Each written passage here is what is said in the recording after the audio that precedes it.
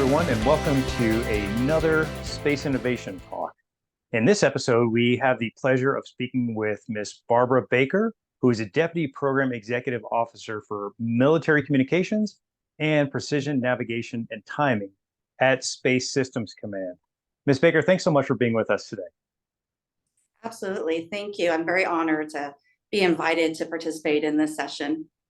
You know, one of the last Chief of Space Operations C-notes he sent out and said, hey, I want folks telling the Guardian story. So we like to think that we're helping Guardians tell their story about the critically important work that they're doing every single day. So thanks again for taking time out of your busy schedule to meet with us. The way I like to start these conversations is so our audience can better understand what is your background? What led you to this position within Space Systems Command?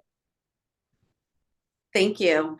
I've just hit over 30 years in the Department of Defense, and I've been at Space Systems Command back when it was Space Missile Systems Center, and I've been here for 27 years. I started out as in the Space Purity Directorate, which is now what we call Space Domain Awareness, Battle Management type of work. And I lived multiple lives in that organization. I started out as enlisted. When I separated from the Air Force, I went to industry and I did some time with BA Systems as a developing contractor.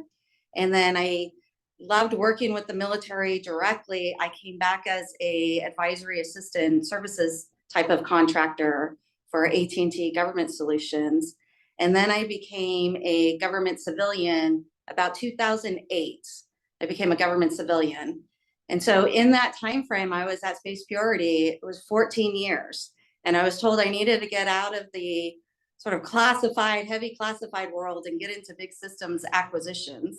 So they moved me over to GPS on the space vehicle side. And I got a chance to work the GPS next generation space vehicles, what we call GPS-3. And while I was there, I also got a chance to kick off the GPS-3 follow-on acquisition strategy. And after that period of time, about 5 years, I moved over to a key staff position at the command. And that was in the office we called the Acquisition Center of Excellence, where all acquisitions come through, act strategies, contract strategies.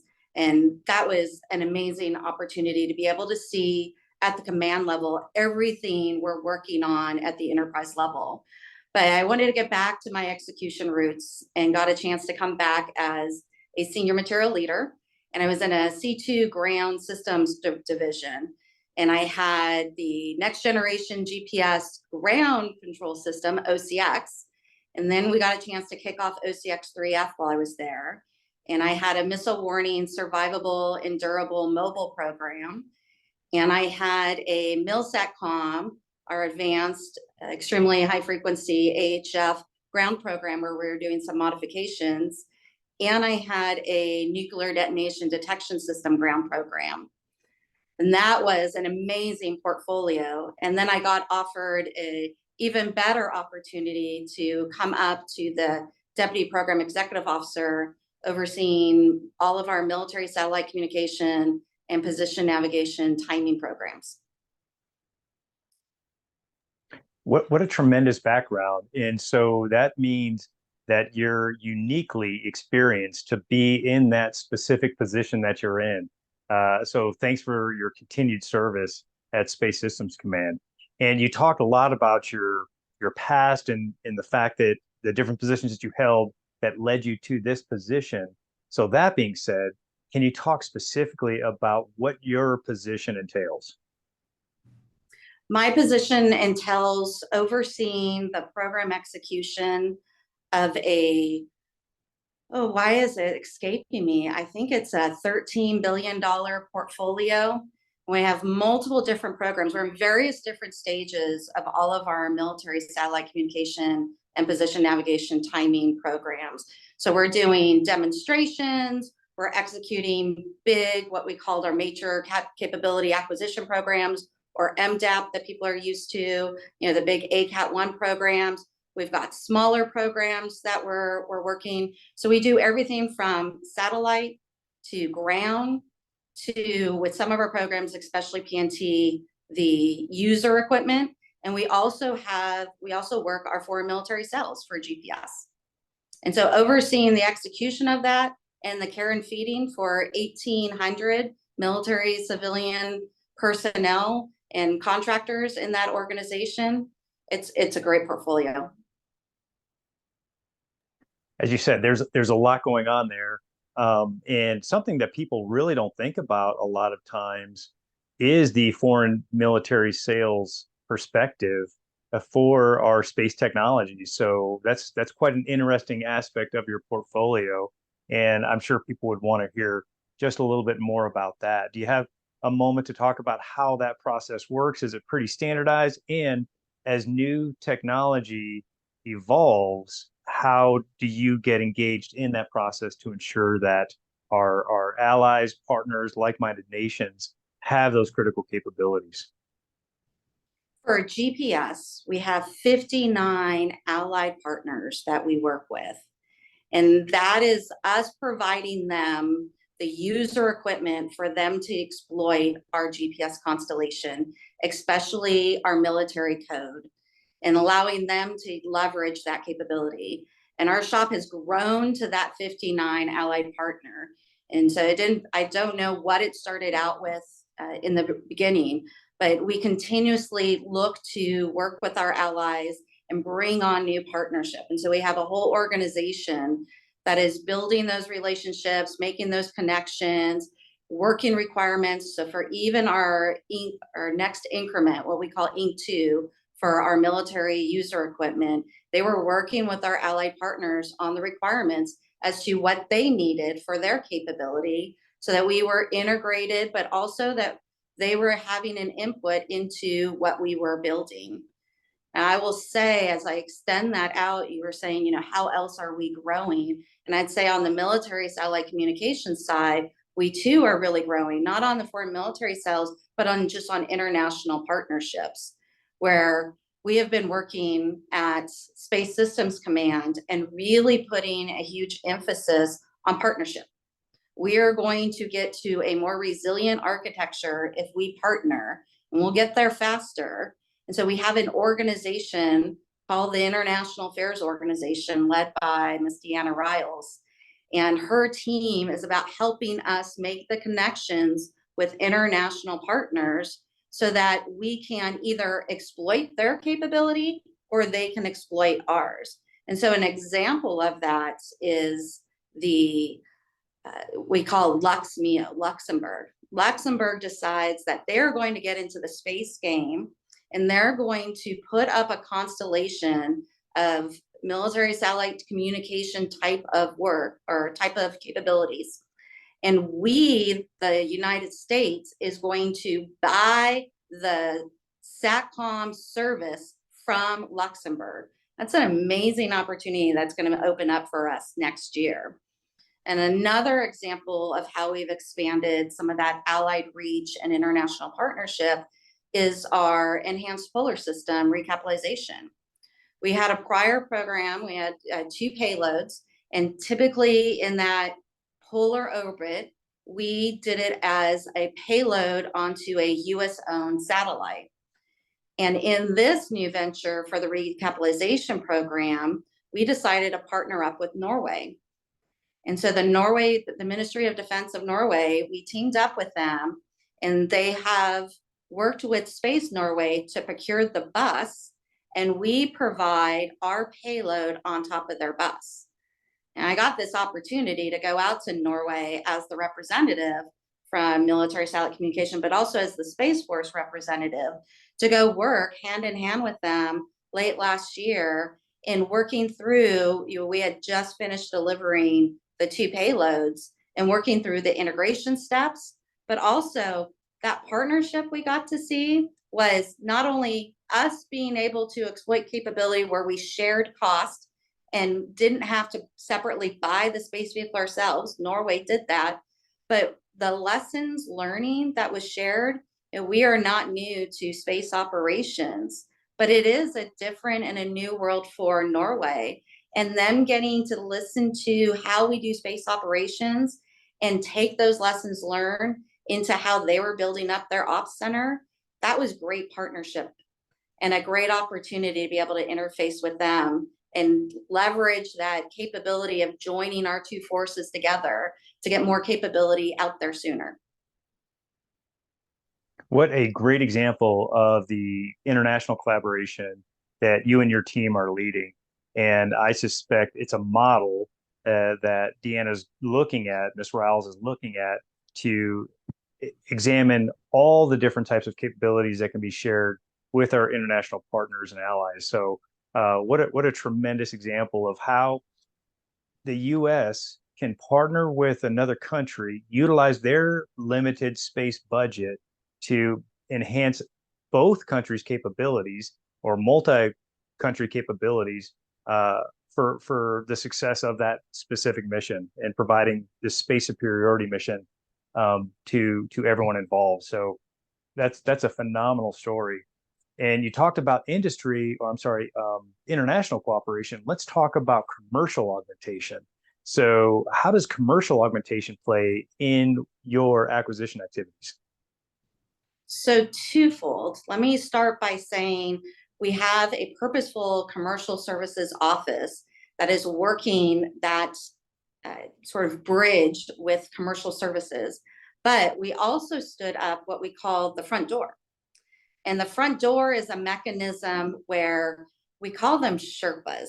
And it's, Sherpas are helping you to navigate the tactical or technically challenged landscape. Well, the Sherpas in our front door, as many people, not only commercial, even government organizations, even probably international, they're like, how do we even do business with the Department of Defense? How do we even show up to know who to go talk to? And so the front door is that ability to come in and interface with someone who you can figure out what it is that they're needing and then direct them. And so we have had the front door direct people, whether it's other military providers, users, commercial, industry, to us so that we can understand their capabilities. So at Space Systems Command, we have this mantra that we have that's about exploiting what we have, buying what we can, and building only what we must. And that buying what we can is that commercial piece where before, when we would look at a system to go build and we'd look at the requirements, usually there wasn't something commercially off the shelf. And so instead of looking at what we could do for integrating capabilities, which today technology makes that a lot easier, we would build something very purposely built because there wasn't something commercially available.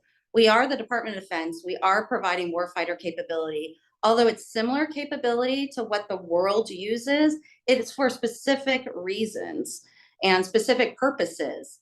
And so we would build these very stovepipe systems to meet the full requirement set. And now what we're doing is we're taking a step back and looking at what do we have that we could tweak or use in a different way. And when we don't have something, then what can we go buy? So the Lux Mio example, that is an example of us looking at what can we buy. It's not going to solve all of our military satellite communication needs, but it would be a key piece into bringing them in. And then figuring out the rest of the MilSatcom architecture for what we, build only what we must in order to fit the rest of what our user needs are. And that's where we bring in that commercial piece. It's so critical. And I know plenty of industry is out there, industry partners are out there, not only looking at how they can enhance current capabilities, but how they can leverage new technology and innovations quickly to get into your hands and the warfighter's hands. So on that note, can you talk a little bit about some of the processes that are involved in ensuring that the warfighter's needs are met? And so another way to ask it is how do you interface with warfighters? And you've already talked about the international partners. So let's focus on how does that warfighter need get captured? And then how does your team work to ensure that you're meeting those warfighter needs? That's a great question. we created an office called the Warfighter Integration Office here at Space Systems Command. And that office was chartered with interfacing with the combatant commanders on understanding what that operational needs is. In fact, late last year, maybe it was September or October timeframe, our program executive officers got a chance to go to some of the combatant commanders to actually sit with them and understand their needs, what they're seeing in their operations, what's missing from them in order to do their job. That's a tremendous opportunity that as an acquisition acquirer, we don't get to see too much. Sometimes we just get to see the requirement on paper, and you're sitting there trying to, look between the concept of operations and those requirements and trying to interpret how you think that system is going to be used. To be able to sit with the operational community and actually understand their requirements needs is a wonderful opportunity.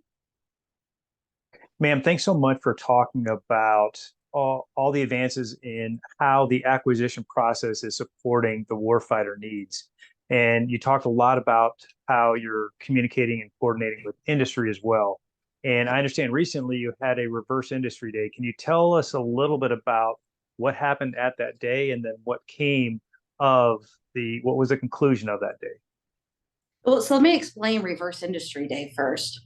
So the way that we would normally build our systems, again, after we realized we didn't have a commercial off-the-shelf system to go procure, and we would go build a purposely built, we would then write up our requirements and hand that requirements and solicitation over to industry.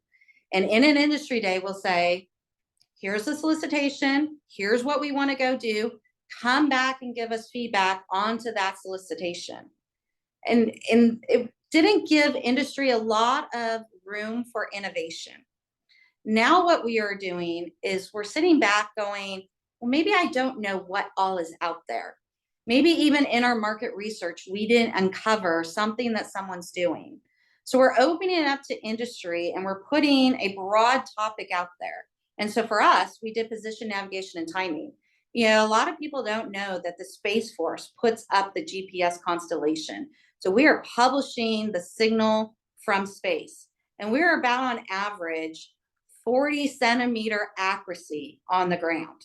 Now, how that signal in space gets integrated into user equipment, in your iPhone, into your Waze, I hope I don't get phone calls later about why, the direction took them down the wrong turn. We're putting the signal out there, but I'm not building up the navigation app from the phone. But we are, so what we are doing is looking at, is a signal from space the only way to do position, navigation, and timing? And because the Space Force is putting up that constellation, was there really a market out there, a commercial market, since they're getting that signal guaranteed for free?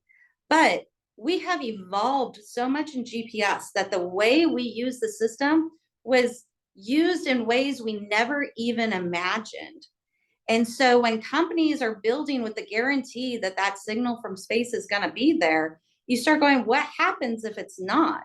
What could I use to augment or to be an alternative to a GPS system? So we did a reverse industry day for PNT, and we said, come and tell us what is out there. What unique item, even if you're building something back to our dual use, even if you're building something for a different purpose, what could you use that system to go do something for, whether it's giving us timing, whether it's giving us navigation, whether it's giving us positioning. And so coming out of that reverse industry day, we had 200, I believe, commercial industry partners coming into that. We met one-on-one with multiple ones, and we had a lot of great ideas. And so what we're doing is taking those ideas and we're working with our SpaceWorks organization. So SpaceWorks is our technological arm that really is trying to get at, how are we looking at cutting edge technology? Like, I don't need a full requirement set, but how am I enabling capability out there?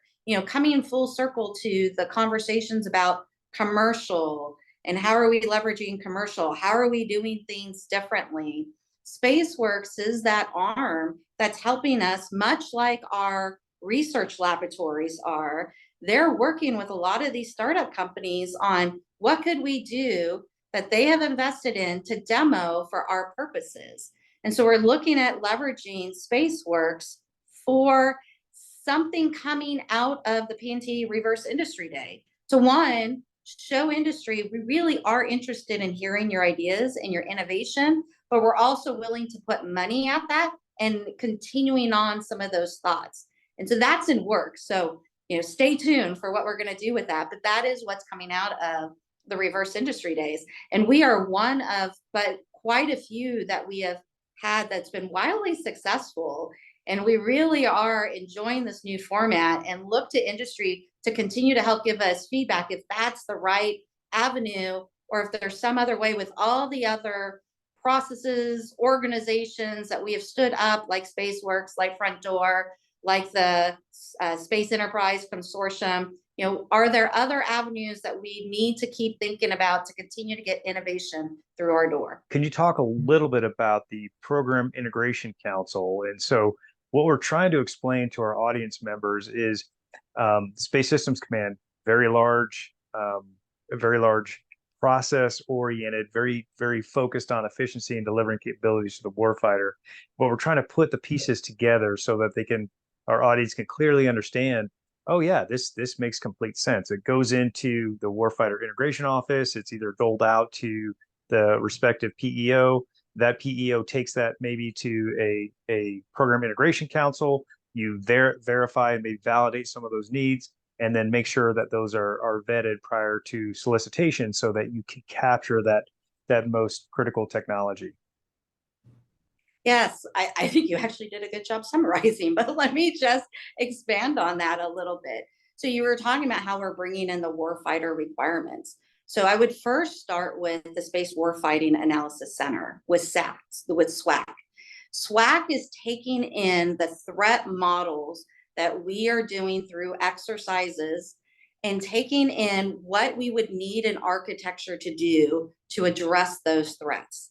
And they model that in a way that looks at how are we building capability for an entire, not missionary set, but an enterprise. So one of them that I'll talk about is the Space Data Transport Layer.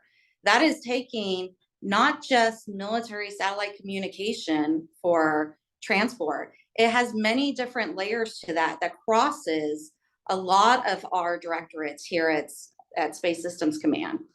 And so when they take this modeling, they then come up with an architecture to meet it, and then hand that architecture over to it's not even the Space Force, but if we were to look at it as what would we need to do and who needs to go build it, that's where the Program Integration Council comes in. And so it is a unity of effort council where we've got the Department of the Air Force Rapid Capabilities Office, we've got the Space Rapid Capabilities Office, we have the Space Development Agency, we have the National Reconnaissance Office, we've got Space Systems Command as part of that, we've got Missile Defense Agency as part of that, because we are all building space capability, but we don't all have to build the same thing or have duplication of work. So that Program Integration Council is about how are we divvying up the requirements in order to develop that architecture that the SWAC does. And so for space development or the Space Data Transport Layer, there's many of those organizations that all have a piece of that. And then we are then integrating across to make certain that our systems are interoperable and can be integrated to deliver an end effect to the warfighter. Then that Program Integration Council, once they decide who's building that capability, that's when, say it comes to Space Systems Command, we're working with the Space Force through our Chief Resource Officer to go fund that program. And then we come here to the Space Systems Integration Office, SSIO, who's looking at where best does that program fit within the enterprise, and mostly like for a directorate. So say it is a MilSatCom program. SSIO would have had the roadmaps to have said, this is going to go to the PEO from MilComm and PNT. And then we would then take that program and then do the market research with industry. And tying back to what I was talking about earlier, that's when we would look at exploiting what we had, buying what we can. That's where we'd go out to commercial to go figure that out. And then we would, when we know that we can't, those does not either like satisfy the full requirement set, then we would go look to building what we must. That's a perfect summary, and I appreciate you delving into that for our audience. From a speed perspective, and I know the Honorable Mr. Calvelli has been talking about this quite a bit, how is your organization setting up the metrics such that you can deliver capabilities faster than you've done in the past, or than the bureaucracy of just acquisition process has done in the past? If you can speak to that just a little bit. Absolutely. So my previous role, when I was the chief of the Acquisition Center of Excellence, where all those programs came in for their ACT strategy and contract strategy, the intent was we were under a single PEO. And the role of that office was to standardize the processes and policies and templates we use, but also to give sharing lessons learned with the team as to what worked, what didn't work. And when I started in that organization, there was a SPO director shortly after I completed a source selection. And he attributed that source selection took more time than it did to build the Eiffel Tower. And that just was soul crushing. The other thing that we were striving to do was an objective to get from thought of acquisition strategy to contract award in a year. It's like we could never get to the pace that we need to be if everything took a year. And while we were working through that and figuring out how to go faster, we also got a lot more congressional new authorities that allowed us to go faster. And I applaud the Air Force, now Space Force, for taking advantage of a lot of those new authorities. And I felt like previously we were in a one-size-fit-all ACT strategy. If you were a ground program, this work, type of incentives, type of contract structure, cut and repeat. And we really realized every program is different, especially in the environment that we're talking about, where we may not need one program to meet the full requirement set. We need many different programs and providers to meet an end capability. It's not a one size fits all. You have to adapt your strategy and what you do to that need. And in exploiting that capability, exploiting those authorities, we realized we really could go fast. One of the contract mechanisms we had created that allowed us to go fast was the Space Enterprise Consortium, where we have traditional but also non-traditional contractors coming in, and their goal was to get under 90 days to get onto contract.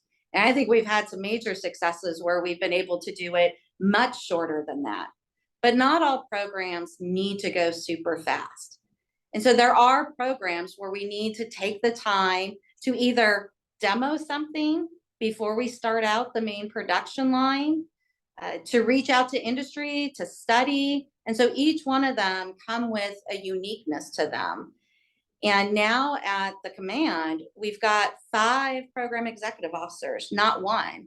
And at one point when we were the Air Force, I think we had like the majority of the ACAT 1 programs in the Department of Defense. I think we had like 30 ACAT 1 programs because space can be expensive. And where other programs, especially ground programs, were able to break their programs up into smaller programs, we had these big acquisition programs that came with a lot of oversight. And we had one PEO that got to oversee all that. Now we have flattened the organization and we share that workload across 5 PEOs. And although they're focused on end-to-end mission, life cycle mission of their directorate, we now have architectures and roadmaps that integrate capability across our mission areas. So there is a lot of processes or forums, I will say, not processes, that we have put in place here at the command to allow that cross-sharing between the PEOs and to allow that cross-sharing with the Space Integration Office so that we are getting at the best we can, focused on speed and resiliency in delivering our capabilities. That's perfect that you've set up those various forums to have that dialogue. Can you talk a little bit about, and maybe this is covered in the Program Integration Council, but how does SDA fit in to augment either what you as a PEO are working on, and how do you inform or even leverage requirements on SDA? Can you talk a little bit about that relationship? I must have missed them off of my list when I was explaining who was attending the Program Integration Council. The Space Development Agency is another key partner in there. And it was great because we were talking about position navigation timing not too long ago. And they actually, with all their tranches that they're building, went, oh, let me share with you what we're building. Let's talk about the future and where we need to go with the next tranche. And in that Program Integration Council, having that discussion about against or across all those multiple organizations. The other thing that I missed, and I think it pulls in a question you asked earlier, was our operations. Our operational command supports that Program Integration Council with SPOC and US Space Command. And that's how also when we're talking about the architecture and working with the requirers, we are also getting the opinion of the operational community into that forum. That's perfect. And I know Space Training and Readiness Command are establishing their Tactics Development Conference and their Concept Design Conference, or CDC. And I know that's happening here. It's either happening now or has recently happened, where they bring tacticians together and talk about some of the most pressing needs based on combatant commander requirements, service components in the geographic regions, and they provide that back to the group, and then they probably come up with a prioritized list. Is there an opportunity? I suspect there'd be an opportunity in the future to get your hands on that list to see what capabilities would impact your specific office. Is that something that would definitely would be an opportunity in the future? That is absolutely an opportunity. And I think we've created those avenues in order to exploit it. So at Space Systems Command, they created they brought the acquirers and all of the operational community and Star Command into a forum. And we've had, I believe, 2 of them so far. When we started that first one within MilComm and PNT, we saw so much value in that we created a MilComm PNT operational engagement forum where we bring in all of our acquisition, senior material leader, deltas coming in, and our product support delta. And then we bring in Delta 8, who's got 2 SOPs and 4 SOPs, our operators for PNT and MilSatCom. We bring in our mission assurance teams from PNT and MilSatCom. And interesting enough, you had mentioned Star Command. I just was exchanging an email with someone who's new in the seat, offering for the next ops engagement to also bring Star Command into that conversation. And what we do is we sit down and we talk about program status, how we're planning the capability to address the need, what are they seeing in their operations that we think what we're building will meet that, but more importantly, what are the pain points? Not only the operator's pain points, but as an acquirer, when we're getting ready to transition or deliver something, making certain we have clear lines of communication of how that system is going to be integrated, tested, trained on, and then fielded, and then used operationally. And we've had a couple of those operational engagements. And as I mentioned, we have another one coming up here late next month in order to do it. And it's everyone leaves that forum saying it was such a great collaboration, because Too many times you get buried in the paperwork and the phone calls and the emails. And when you're sitting in the room and you're hearing the stories from the operators or even their intelligence organization coming in talking about what they're seeing and giving us threat briefs, like, it just hits home. And it makes you, it sort of re-blues you each time. It makes you go, I've got to try harder. I have got to deliver capability out to the warfighter. How am I delivering that capability to address their needs? And that is just one forum that we have in order to get that feedback. Well, I was going to ask you what motivates you, but I don't think I need to. I think it's self-evident what motivates you, and I think everyone can get excited about that. It's an exciting time to be in the space community. So, from your perspective, why would somebody want to be a guardian? Oh, because we have the coolest job ever. So let me just expand on that. There are a lot of cool industries out there. And, we have a world economy. There are many jobs to feed that world economy. But when you really look at what are you delivering today that has purpose and meaning, what we do at Space System Command, and it doesn't matter if you're a program manager, an engineer, if you're the person for janitorial that's keeping this facility running, if you're the base guard that's making certain that we're safe and protected when we show up to work, it doesn't matter what your job is. We are here to deliver space capability. And that capability is what's going to sustain the life we have today. I mean, what kind of grander purpose is there when what you're doing, it's kind of like, I'm not trying to say we're first responders, but it's like that type of, that tie to having a benefit that you are doing something for a grander purpose. And the capability that we're delivering, whether it's warfighting capability that we're delivering to the warfighter or being the actual operator user of that capability, we're providing and defending the United States to have the life that we have all been afforded to have. And that's why our working with partners with the international community is also so great, because we have a common goal. And we all want to see that structured and rules-based or society organization. And so being able to sort of work for something that you feel is a higher purpose, even though all those other industries, startup companies, all of them are great, I just feel like what we do and why I have stayed in this mission, in this, command for so long, is because it just gives me goosebumps. And, there's always that saying about, oh, it's rocket science. It literally is rocket science. We're launching satellites into space. And it literally is an act of Congress, because Congress gives us the authorities to do our job, and they have to approve our budget, whether they like how we provided that budget to them. They'll tell us, and they'll tell us how we should spend it. But when they deliver us a budget, we go execute to those requirements. I mean, it's kind of tongue in cheek, but, to say it's rocket science and it really is an act of Congress, it's like what we have is true meaning. That's why I think being a guardian is the best job ever. And I'd like to consider myself a legacy guardian, even though I retired before the Space Force stood up as a space operations officer in the Air Force.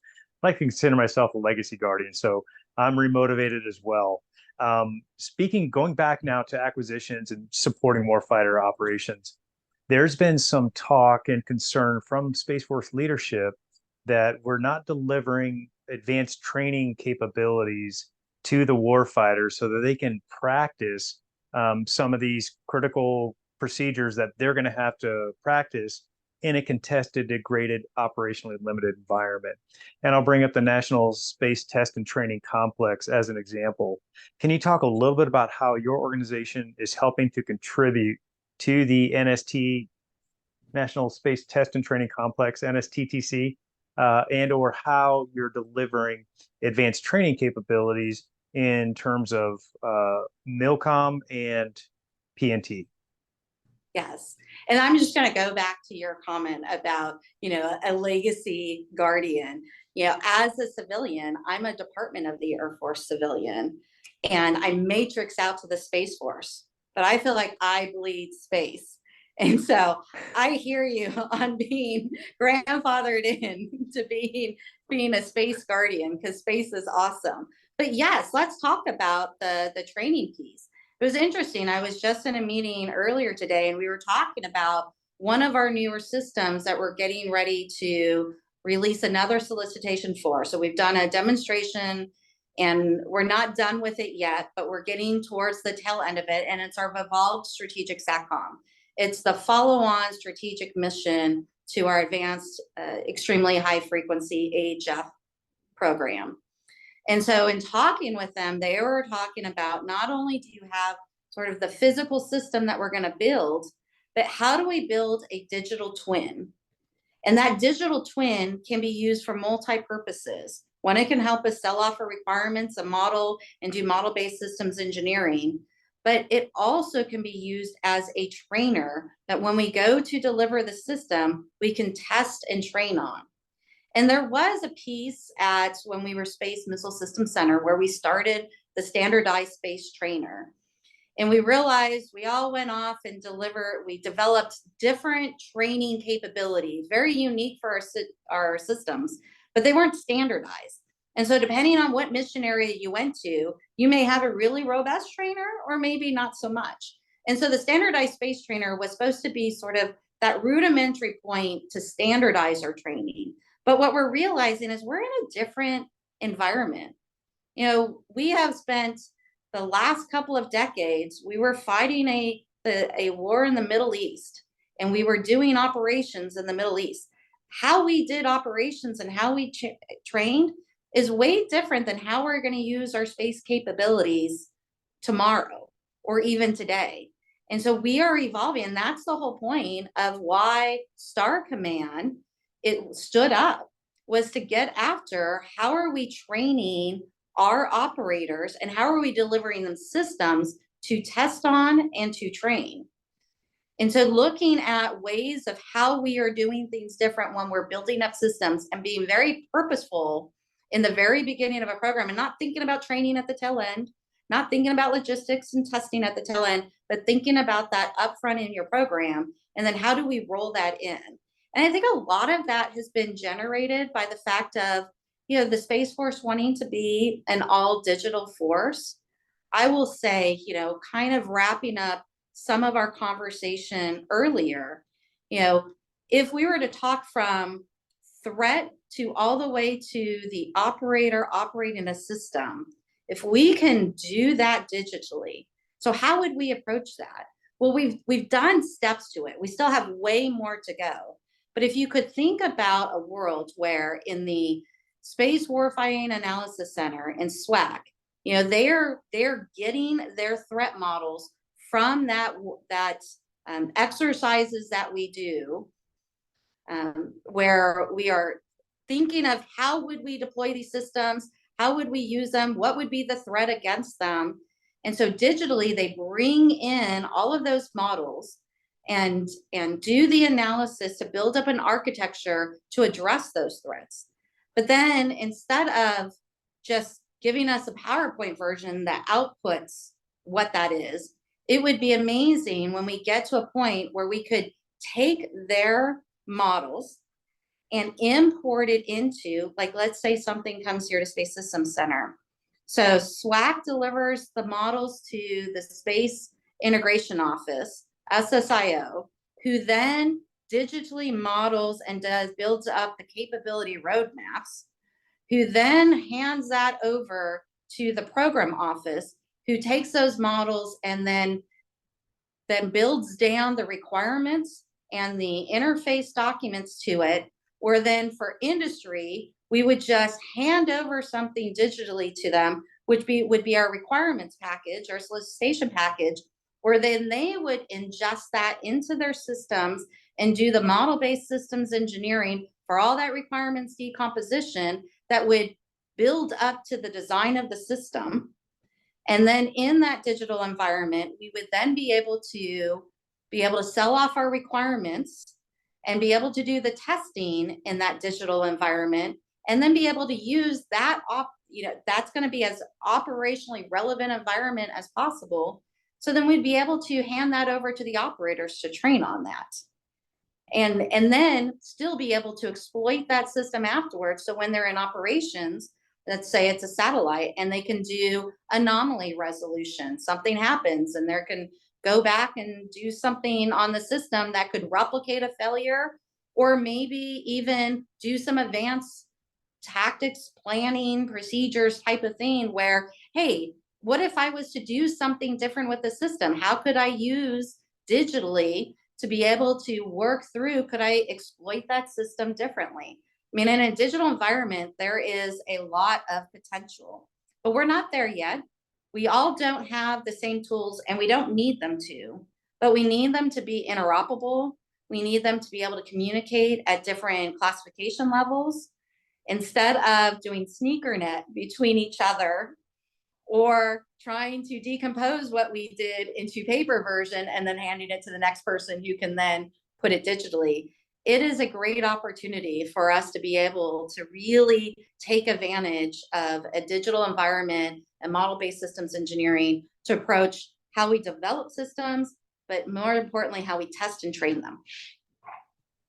Perfect. Thank you. I think our audience appreciates that perspective, especially as we start looking at artificial intelligence and what artificial intelligence can do to help start to quantify the criticality or even some of the limitations of the existing systems and how to fix those specific issues.